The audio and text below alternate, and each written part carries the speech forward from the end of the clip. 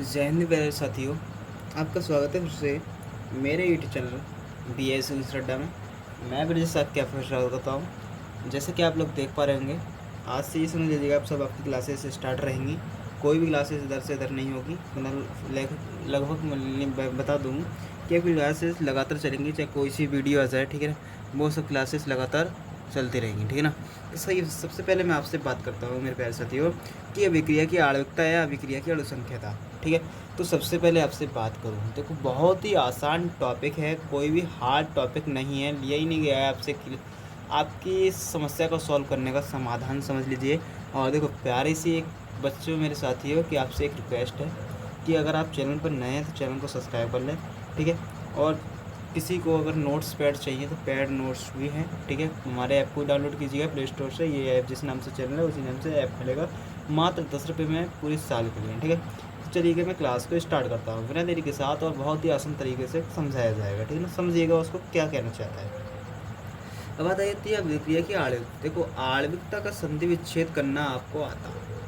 आणविकता जो है, आणविकता का मतलब होता क्या है, मतलब आणविकता मतलब जिसमें अणु की बात करी जाए, ठीक है।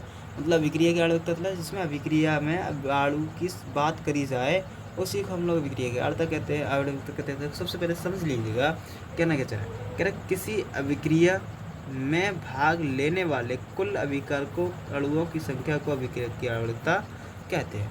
मतलब कोई भी रिएक्शन हो रही है, समझिएगा ज़रा, अगर कोई भी रिएक्शन हो रही है, अगर उसमें जितने भी अभिकारक भाग ले रहे हैं, मतलब रिएक्टेंट होते हैं, रिएक्टेंट जितने भी भाग ले रहे हैं वो सब हमारे क्या कहलाएंगे, अणुओं की संख्या जितनी भी होगी उनकी मतलब गिनती जो भी काउंटिंग होगी वो सब हमारी कहलाएगी आणविकता। किसकी? अभिक्रिया की आणविकता, ठीक है ना। ये समझिएगा, ये डेफिनेशन होगी। बताइए कोई दिक्कत है इसमें? कोई दिक्कत नहीं है, बहुत आसान सी चीज़ है, ये नॉर्मल सी चीज़ है, आप लोग समझ सकते हो। अब आता है हमारे पास लक्षण क्या क्या है, ठीक है ना। लक्षण को समझिएगा, लक्षण बहुत अच्छी तरह से बता दूं आपको मैं। सबसे नंबर 1 पर आता है कि ये एक सैद्धांतिक मान है, ठीक है। मतलब ये जो मान है वो क्या है, एक सैद्धांतिक मान है, मतलब सिद्धांत के द्वारा मान ज्ञात किया जाता है। बल्कि ये मैं अपनी तरफ से नहीं कह रहा ना, आपकी विज्ञाता है जो केमिस्ट्री के, वो भी नहीं कहते कि मतलब ये अपनी तरफ से दे रखा है, मतलब सिद्धांत के अनुसार है। सैद्धांतिक मान का मतलब होता है सिद्धांत के अनुसार, ठीक है ना। तो चलिएगा आगे। ये एक पूर्ण संख्या होती है। पूर्ण का मतलब होता है कि 1 2 3 4 5 के रूप में होगी, बल्कि ये नहीं होगी आधा, ढाई, डेढ़, 2, पौने 2, ठीक है। इस प्रकार कोई संख्या नहीं होती, कहने मतलब ये एक पूर्ण संख्या होती है। अब थर्ड पॉइंट को समझिएगा, इसका निर्धारण मंद व तीव्र पद से नहीं किया जा सकता। कहने का मतलब इनकी क्रिया चाहे सालों में हो चाहे वर्षों में हो, ठीक है। साल वर्ष एक है, फिलहाल मानता हूँ कि महीनों में हो चाहे घंटों में, कुछ मिनटों में या कुछ सेकंड में हो, इससे हमें कोई लेना देना नहीं है। हमें तो बस लेना देना इससे है कि इसमें भाग कितने अणु ले रहा है, ठीक है, कितने अणु भाग ले रहे हैं वो हमें मिलनी गिनती करना है, ठीक है। चौथा पॉइंट कह रहा है इसका मान शून्य या ऋणात्मक या भिन्नात्मक नहीं होता, ठीक है, ध्यान रखना। अगर शून्य होगा तो उसमें तो पहले तो वो अभिक्रिया ही नहीं कहलाएगी जो शून्य होगा, ठीक है ना। शून्य होता है उसमें अब बेकार ही भाग ले रहे हैं तो क्या होगा, ऋणात्मक कभी नहीं हो सकता, क्योंकि ऋणात्मक और शून्य से नीचे जा रहा था, ऐसा कभी संभव नहीं है। भिन्नात्मक भी नहीं हो सकता, मैंने बोला आपको 2, पौने 2, 3, 3 तो सकता है, 4.5, 5, 5.5 है, पौने 5 है, 5.25, ऐसे नहीं हो सकता। कहने का मतलब भिन्न के रूप में नहीं हो सकता, दशमलव के रूप में नहीं हो सकता। एग्जाम्पल में समझाता हूँ, ज़रा समझिएगा। एग्जाम्पल बहुत आसान तरीके से समझ रहा। अमोनियम नाइट्रेट दे रखा है NH4NO2, तो हमारे लिए दे रखा है अमोनियम नाइट्रेट। हमने इसको क्या करा, हमने गर्म कर दिया, हमने इसको गर्म किया। सबसे पहले समझिएगा, मैंने इसको गर्म करे किया तो क्या हुआ इसमें वो समझिए। मैंने गर्म किया तो इसमें सबसे पहले तो जल बाहर के नहीं निकला। कौन निकला? जल, जिसको हमने निकाल दिया H2O। बचा मेरे पास निकल। निकल गलत लिख गया है यहाँ पर, ठीक है, यहाँ पर निकल गलत लिख गया है, यहाँ पर बचेगा NH3, ठीक है। शायद देखते हैं, अभी चेक करता हूँ।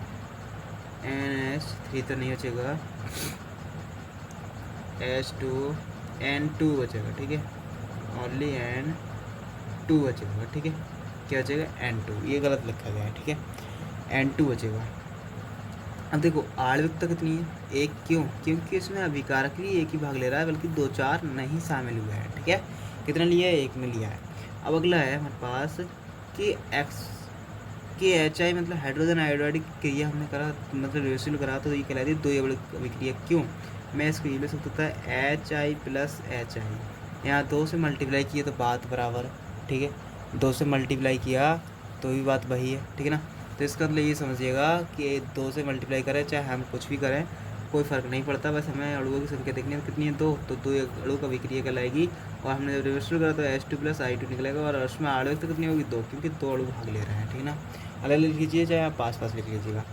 अब बात आ गया कि FeCl3 प्लस एसएन क्लोराइड मतलब फेरस क्लोराइड और SN10 मतलब टिन क्लोराइड। अब इसकी हमने क्रिया कराई तो देखो FeCl2 और SnCl4 ये तीन अणु को अभिक्रिया कहलाई, क्योंकि यहाँ पर 2 अणु उपस्थित और एक ये, तो कितनी होगी 3 अणु को अभिक्रिया कहलाई। और आणविकता भी हमारी क्या होगी 3 होगी। अभिक्रिया के अनुसार ही हमारी आणविकता होती है, ये आपको मैं बता दूं, ठीक है। किसके अनुसार? अभिक्रिया के अनुसार ही हमारी आणविकता कहलाएगी। कितने अणु उपस्थित हैं, ठीक है। अणु कितने उपस्थित है यहाँ पर 3 उपस्थित है, तो ये हमारी आणविकता कितनी हो गई 3 हो गई। बताइएगा ये हमारा आणविकता का टॉपिक खत्म हो गया। अब देखो इसीलिए मैंने आपको क्लास कॉपी पे ली थी। अब बोर्ड पे कितना देर में लिखता, मैं कितनी देर में समझाता, और यहाँ पर 84 टाइम में काम चल गया, ठीक है ना। तो इसलिए मैंने आप क्लासेस लगातार रेगुलर स्टार्ट रहेंगी आप लोगों की। तो बताइएगा कोई दिक्कत, कैसी भी कोई प्रॉब्लम, तो कोई ना दिक्कत हो तो अच्छी बात है, मैं तो यही ऐसे करूँगा कोई दिक्कत ना हो, ठीक है ना। तो चलिएगा मैं मिलता हूँ बाकी नेक्स्ट क्लास में, तक के लिए बाय बाय टाटा, जय हिंद जय भारत, और चैनल को सब्सक्राइब ज़रूर कर लेना।